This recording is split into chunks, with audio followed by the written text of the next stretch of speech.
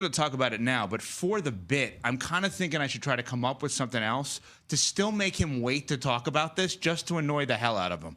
I don't even know that he's listening to anything I'm saying right now. I'm listening. Go ahead.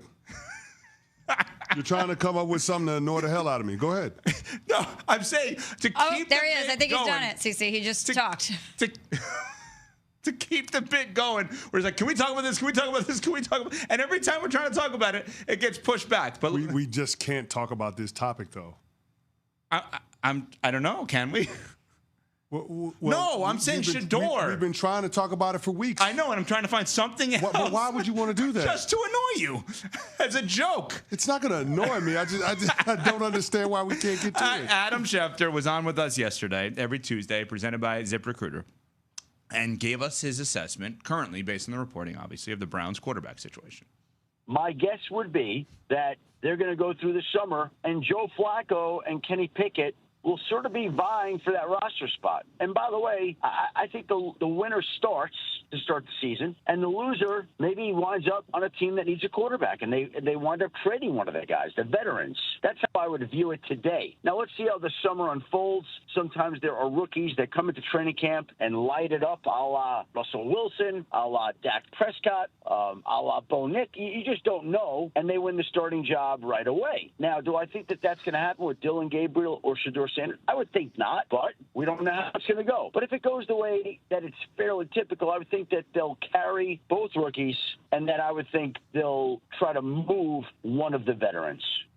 May 21st, leave Watson to the side. I know that a lot of people are saying, hey, he's trying to fight back from the ACL, whatever. He's not going to play for them. We know that. Flacco, Pickett, Sanders, Gabriel. CC, what is going to be their QB depth chart, or what should be their QB depth chart? I think they'll move on from Kenny Pickett. He has more value than Joe Flacco does. I think Joe Flacco will be the steady hand that they decide they're going to keep in the room. We know that Joe Flacco is not going to be threatened by any of those other young quarterbacks, and I'm pretty sure that it's early enough in Kenny Pickett's career where he still fancies himself as a guy that should be a starting quarterback in this league. So for the Cleveland Browns, this year is a free roll when it comes to trying to figure out whether or not one of these guys that you took a flyer on in the middle rounds can be your franchise quarterback long term, knowing that you have the additional first-round draft pick from the Jacksonville Jaguars going into 2026, which is a much deeper quarterback draft class. So if Dillon Gabriel and or Shedeur Sanders don't show you enough this year, you're absolutely going to take a quarterback at the top of next year's draft. So I don't understand why you wouldn't give yourself a large enough sample size, give those guys a long enough runway to see what they are or what they aren't. Would you go with one over the other? If you're going to have a free roll, as you said, and test out both of these guys, obviously based on what you see in camp and in practice is going to inform how you move about that. But let's say they're neck and neck. Let's say that you could make a good argument to go with Dillon Gabriel or Shedeur Sanders. Knowing the hype and the conversation that's going to be happening around Shedeur, would you go with him first, or would you try Dillon Gabriel out I'm first? going with whoever my locker room responds to the most. Well, you know that answer now, don't you?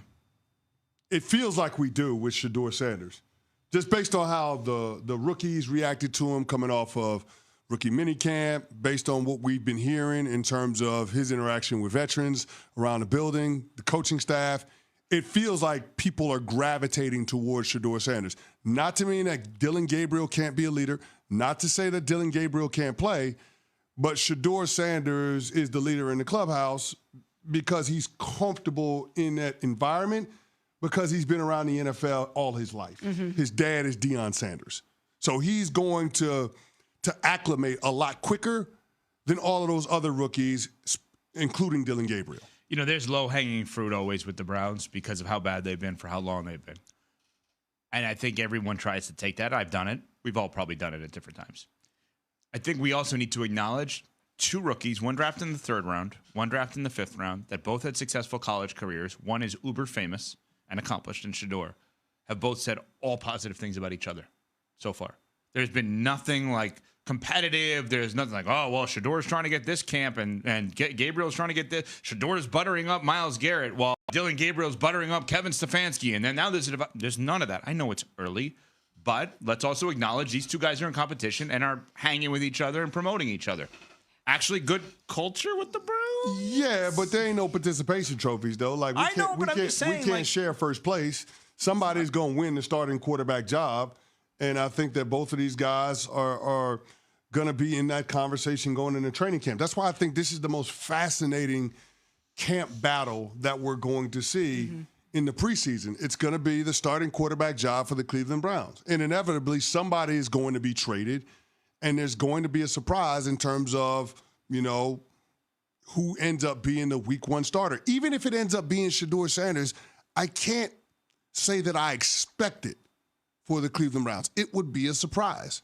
If it ends up being Dylan Gabriel, it would be a surprise. About the only one that wouldn't be a surprise as the starting quarterback week 1 would be Joe Flacco, and that's just because they've got proof of concept with Joe Flacco. Yeah, been there, done that. But everybody else that's in that quarterback room right now, if they're the week 1 starter, it would be a surprise. But I'm not too sure that isn't the way that the Cleveland Browns should go. Smells, you could follow one quarterback battle in the preseason, Indianapolis or Cleveland. Which one do you follow? Oh, Cleveland, without a doubt. Even though Indianapolis has a top 5 pick and a top, 6 pick. Yeah. Anthony Richardson, Daniel Jones. Cleveland's more interesting. Because of Shedeur. He's a star. Something very interesting about Brock Purdy's contract with the Niners and the fact that nobody was offering anything for him.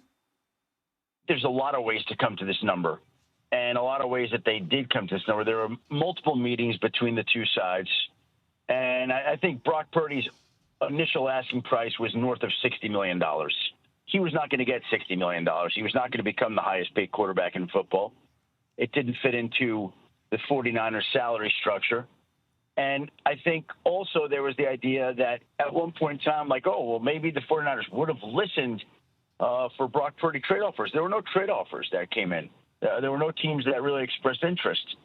And Brock Purdy's perfect for them, and they're perfect for him. He's perfect for them. It just works.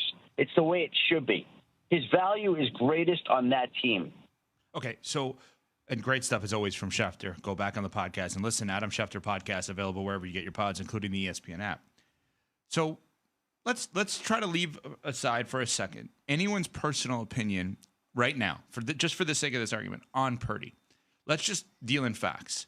So we have a man that is 25 years old. We have a man that is, for his career, 64 touchdowns, 27 interceptions, has been a part of a team that went to the Super Bowl and lost in the Super Bowl, has had great players around him and has had great coaching, and he has provided that coach a great quarterback in terms of what that coach, Kyle Shanahan, is looking for. I don't think I spoke in hyperbole at all in this case, right? So factually, you have to, and Adam said he asked for 65, and they got to 53.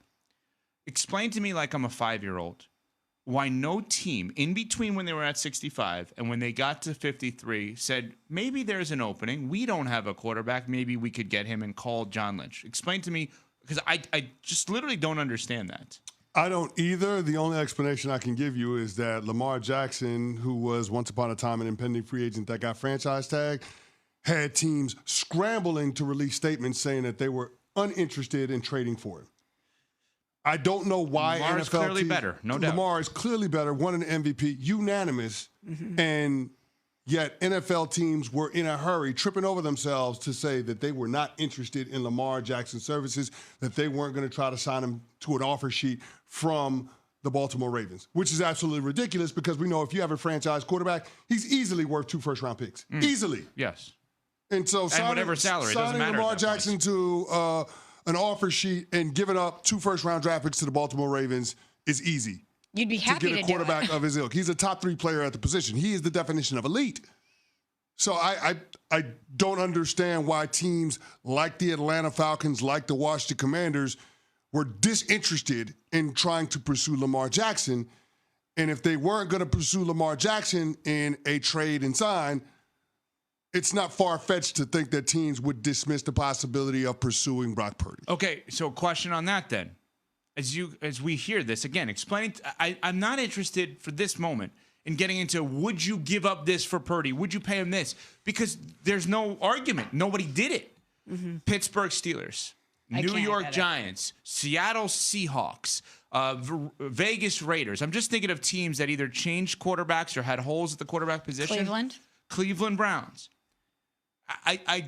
is it like off? Are you not allowed to call another team for a quarterback now? Like maybe